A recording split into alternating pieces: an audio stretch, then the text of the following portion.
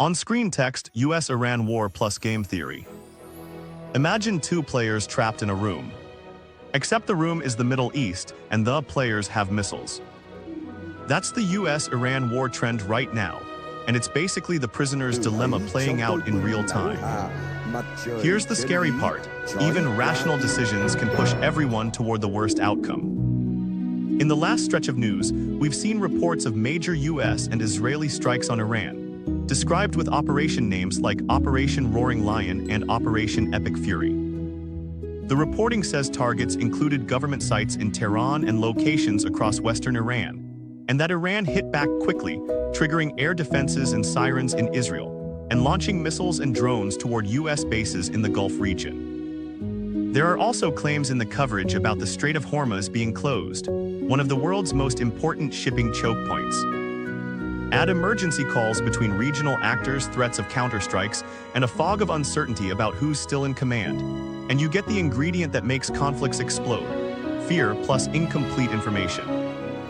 This matters now because when leaders feel cornered, they don't choose what's best. They choose what seems safest in the next hour, and that's how you drift into a forever war nobody originally wanted. The book excerpt is blunt. Game theory teaches that when individuals act in isolation, guided by self-interest and uncertainty, outcomes are rarely optimal. The prisoner's dilemma shows why.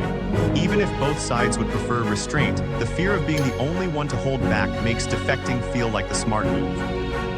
And here's the twist from the excerpt: pure logic can trap you. The escape route isn't magical optimism, it's changing the emotional baseline of the game.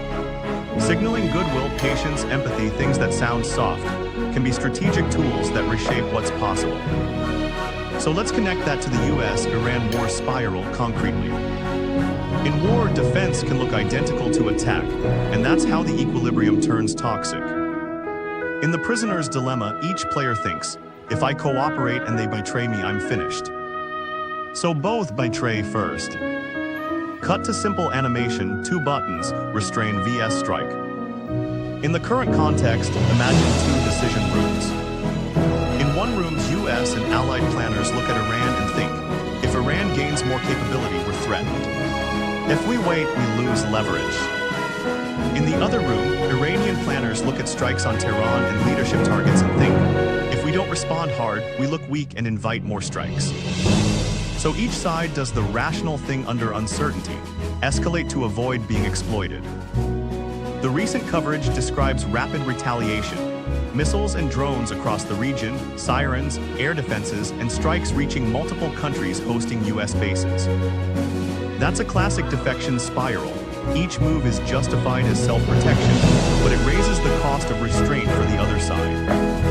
Takeaway: when both sides are optimizing for don't be the sucker, the equilibrium becomes escalation, even if both sides would prefer stability. Fear isn't just a feeling, it's a strategy driver, and it can shrink everyone's options. The excerpt says people don't defect because they are evil. They defect because the structure incentivizes suspicion. In conflict, suspicion is not a personality flaw, it's a survival habit. Picture a regional commander waking up to conflicting updates. We've been hit. Another wave may be coming. Our ally is demanding a response. If we pause, we lose deterrence. Now add a bigger destabilizer: leadership uncertainty.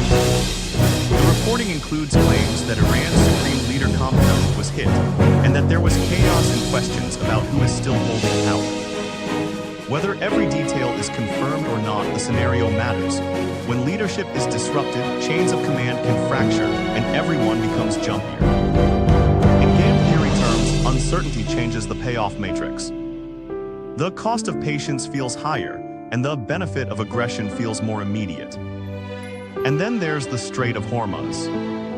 If it's closed or even credibly threatened, pressure skyrockets because global energy and shipping routes run through that narrow passage.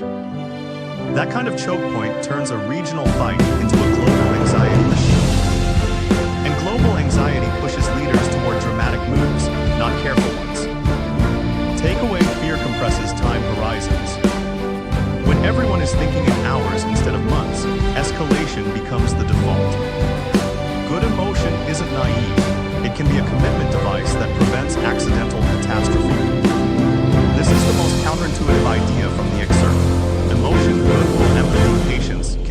strategic. Not because it makes everyone friends, but because it signals a longer game. Let's translate that into real-world tools that actually exist. On-screen text signals not equal to surrender.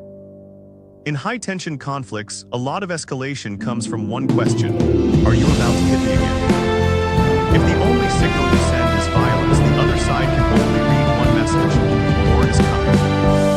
But there are other signals, concrete ones, that can change the next move without giving up leverage.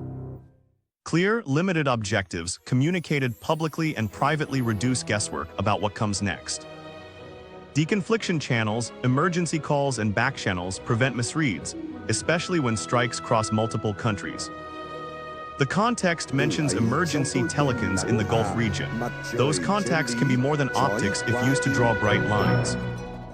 Human-centered messaging separates a regime from civilians and avoids cornering the other side into humiliation response. When civilians are involved, like reports of a girl's school being hit, the emotional temperature spikes and the political cost of restraint rises. In game theory language, these are attempts to expand the payoff matrix, so restraint isn't automatically punished. Will it solve a war? No, but it can prevent the dumbest outcome, a runaway loop where each side escalates because it can't imagine the other side stopping.